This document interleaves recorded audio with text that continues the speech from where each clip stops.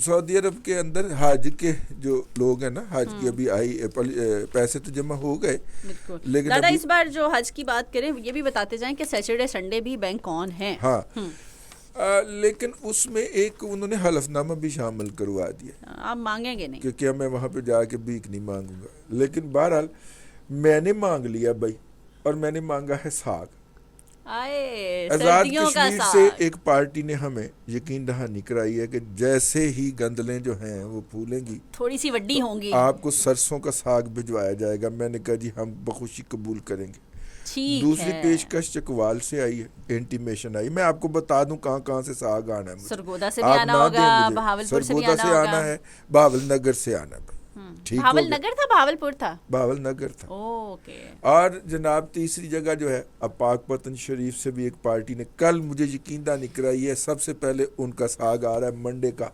اچھا منڈے کو ساگ آ رہا ہے، منڈے کو ساگ آ رہا ہے. ٹھیک ہو گیا. ہمارا پروگرام جو ہوتا ہے وہ فرائیڈے کو ہوتا ہے. منڈے کو شام 7 بجے آپ کے گھر پہنچ جائے گا. میں نے کہا چلیں ٹھیک.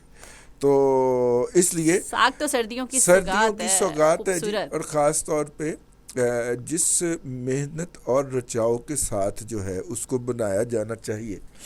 اور جس طرح اب دیکھیں بعض جو ہوتی ہیں نا وہ کوڑ مغز خواتین، اور بلکہ جسے کہنا چاہیے کہ پھوڑ کہتے ہیں نلائق کام چور. ہاں نہیں نلائق، جن سے ذائقہ نہیں سنبھلتا، تو وہ سبز مرچیں کوٹ کے نا اس کے اندر تون دیتی ہیں کہ مرچیں لوگ سی کرتے رہیں، ساگ کے ذائقے کا پتہ ہی نہ چلے کہ ساگ کس طرح کا بنا ہوا تھا.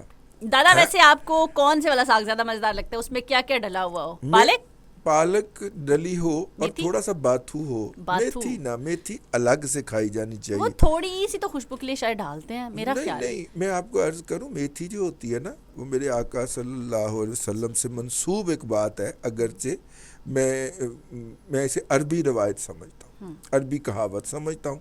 اور بہت ساری کہاوتیں ظاہر ہے وہ عرب کے ماحول میں رہتے تھے تو وہ ان کے منہ سے ادا ہو گئی، منہ مبارک سے، تو ہمارے لیے معتبر ٹھہری. جیسے کہ یہ والی کہاوت، یہ عربی کہاوت ہے کہ علم حاصل کرو خواہ تمہیں چین جانا پڑے. مطلب لیکن چونکہ میرے آقا کے دہن مبارک سے ادا ہوئی ہے صلی اللہ علیہ وآلہ وسلم، تو اس لیے ہمارے لیے وہ حکم کا درجہ پا گئی. ٹھیک ہے. اسی طرح یہ جو میتھی ہے اس کے حوالے سے آپ سے منسوب یہ عربی کہاوت ہے کہ اگر آپ کو یہ سال میں ایک مرتبہ سونے کے بھاؤ بھی خرید کے کھانی پڑے تو ضرور کھائیں. اچھا اتنی قیمتی، اس کے فائدے ہیں؟ اس کے فوائد یہ ہیں کہ یہ آپ کے جو آرٹریز ہوتی ہیں نا، جو شریانیں ہوتی ہیں، ان کے اندر جو کولیسٹرول جمتا ہے اس کولیسٹرول کو یہ کھرچ کے نکال دیتی ہے. یہ نیچرل میڈیسن ہے. کیا بات ہے. ٹھیک ہے نا. سوکھی میتھی یا سبز؟ سبز میتھی جو ہے وہ اس کے اندر بھلے آپ چکن ڈال لیں، مٹن ڈال لیں یا صرف آلو ڈال لیں، حسب توفیق. ٹھیک ہے نا.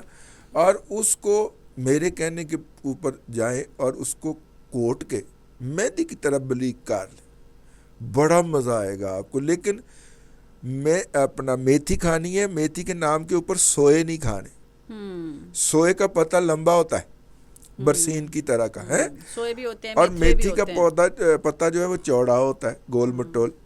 ٹھیک ہے، دادے کو سب پتہ ہے. تو اس لیے میں نے کہا کہ خاتون خانہ کے کچن کا بھی دھیان کرنا چاہیے. تو اصل میتھی خریدنی ہے اور اچھی طرح اس کو، یہ نہ ہو میتھی میں سے خوشبو بھی آتی ہے، بڑی بہت اچھی خوشبو آتی ہے.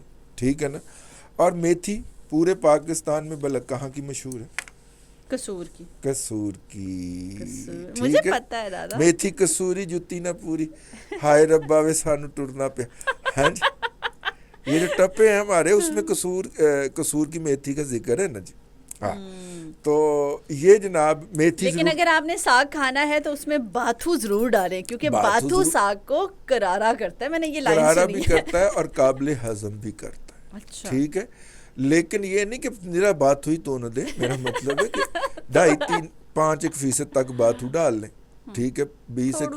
30% تک بلکہ 40% تک آپ پالک ڈال لیں، اور باقی جو ہے وہ ساگ. اور اصل میں ساگ جو بنانے کا فن ہے نا وہ اس کو گھوٹنا ہے. مدنے کے ساتھ گول گول گھوٹنا. جتنا ساگ اچھا گھوٹا گیا ہوگا, جتنا پیارا گھوٹا گیا ہوگا, اتنا اس کا ٹیسٹ نکلے گا, اتنا وہ ملائم ہوگا.